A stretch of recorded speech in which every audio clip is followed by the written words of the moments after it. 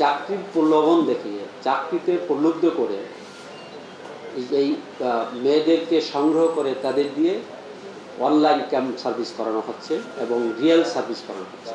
অনেকে graduate, degree pass আছে, intermediate pass আছে, বা অনেক ব্রোকেন ফ্যামিলির মেয়েরা আছে যারা সার্ভাইভ করার জন্য একটি চাকরি খুঁজছে। এই সব মেয়েরা দরখাস্ত করার পরে তাদের ইন্টারভিউর জন্য ডেকে আনা হয়।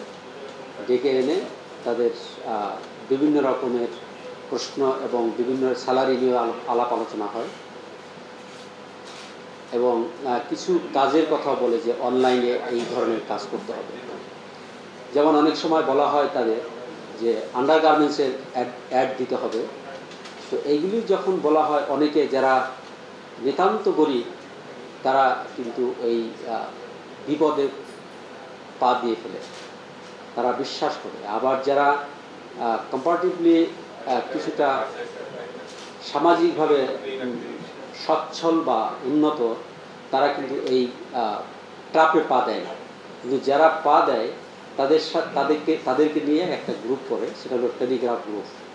এই গ্রুপের মাধ্যমে তাদের সাথে কন্টিনিউয়াসলি যোগাযোগ রেখে তাদের সাথে মোটামুটি একটা গুড রিলেশনশিপ ডেভেলপ করে এবং তাদের যখন যেরকম সহায়তা প্রয়োজন, কেউ আর্থিক সহায়তা প্রয়োজন, কেউ হঠাৎ করে কোনো ড্রেসের প্রয়োজন বা কোনো গিফটের প্রয়োজন, এগুলি তারা সরবরাহ করে থাকে। সরবরাহ করে যখন ক্লোজ হয় তখন তাদের দিয়ে ক্যাম্প সার্ভিসটা করানো হয়। ক্যাম্প সার্ভিস, তারপরে আরেকটা শব্দ হলো রিয়েল সার্ভিস। এই বিষয় তো আপনারা জানেন।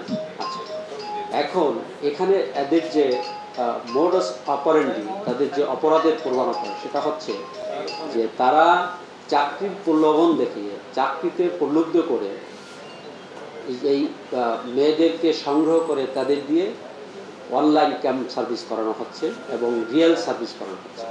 এই ক্যাম্প এবং রিয়েল সার্ভিসের যে মূল হোতা মিস্টার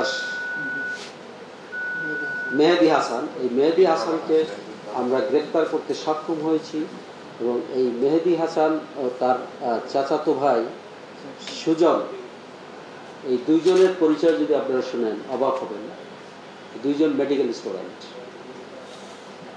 তারা মেডিকেলে পড়াশোনা করে এই সব অনৈতিক জঘন্য কাজ করে গত 6 মাসে আমরা যে স্টেটমেন্ট আমাদের কাছে এসেছে তাতে তাদের 100 কোটি টাকা তারা আয় করেছে।